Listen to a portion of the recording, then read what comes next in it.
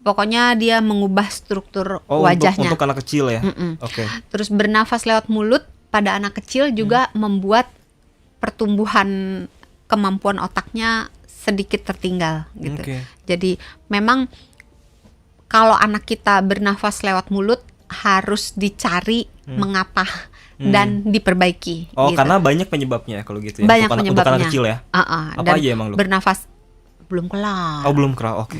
Dan bernafas lewat mulut itu nggak cuman membuat anak itu berubah wajahnya, struktur tulang tengkoraknya, tapi juga membuat kualitas tidurnya menjadi buruk.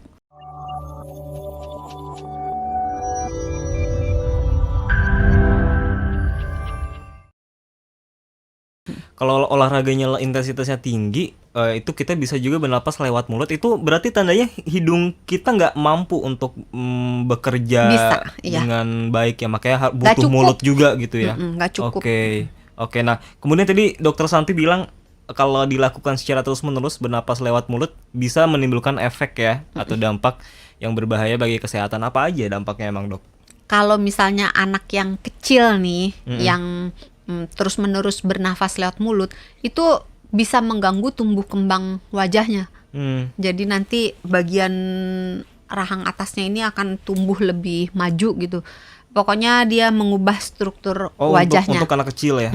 Oke. Terus bernafas lewat mulut pada anak kecil juga membuat pertumbuhan kemampuan otaknya sedikit tertinggal gitu. Oke. Jadi memang kalau anak kita bernafas lewat mulut harus dicari mengapa dan diperbaiki. Oh, gitu. karena banyak penyebabnya kalau gitu ya. Banyak untuk penyebabnya. anak kecil ya. Apa Dan aja emang, Dok? bernafas belum kelar. Oh, belum kelar. Oke.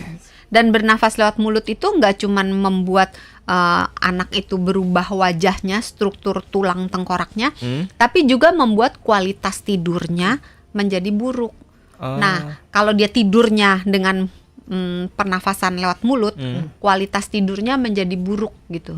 Dan kalau kualitas tidurnya menjadi buruk, banyak penyakit-penyakit, gangguan-gangguan kesehatan yang ngikut gitu. Jadi memang kalau anak itu kita lihat sering napas lewat, kan kelihatan ya kalau dia napas lewat mulut kan, mulutnya terbuka, terus dia tarik nafas, keluar nafasnya itu dari mulut, itu lebih baik dibawa ke dokter gitu, diamati, terus kalau memang iya bener dia nafasnya lewat mulut, nggak sekali-kali ya, kalau sering gitu, lebih baik dibawa ke dokter untuk dicari penyebabnya dan diatasi supaya dia bisa bernafas lewat hidung. Jadi kalau gitu anak kecil tuh potensi untuk bernapas lewat mulutnya sering ya, Dok ya? Iya, Atau tinggi ya? Oke, itu kenapa kok bisa kayak gitu, Dok? Anak kecil tuh potensi untuk bernapas lewat mulutnya bisa lebih sering, lebih tinggi. Karena gini, anak-anak itu kan sering kena penyakit ya, terutama di rongga hidung, di tenggorokan gitu. Kalau misalnya dia kena virus influenza misalnya, hidungnya tersumbat gitu, ya dia akan nafas lewat mulut gitu. Atau misalnya dia punya alergi, ini sering sekali anak-anak yang punya alergi, tapi orang tuanya tidak menyadari bahwa anaknya itu kena alergi. Dan alergi, penyebab alergi, pemicu alergi itu macem-macem.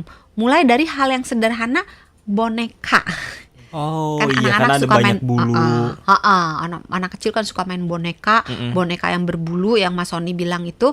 Nah, bulu-bulunya itu bisa memicu reaksi alergi. Atau mungkin misalnya anak ini tidur di bersama dengan banyak buku misalnya. Nah, buku bukan berarti tidak boleh membaca buku ya. Anak sebaiknya dibiasakan membaca buku, tetapi bukunya tidak disimpan di dalam tempat tidurnya, di dalam kamar tidurnya gitu.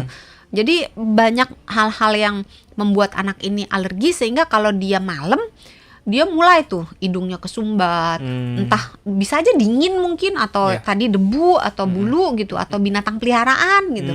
Nah, ketika dia hidungnya tersumbat, dia akan bernafas lewat mulut. Gitu. Jadi itu yang harus diperbaiki kalau memang dia alergi. Misalnya dia alergi sama kucing misalnya, ya kucingnya jangan tidur di dalam kamar, mungkin kucingnya di luar, atau cari kucing yang bulunya sedikit itu loh. Iya, kucing. Jadi kita tapi mahal membuat itu harganya, Dok.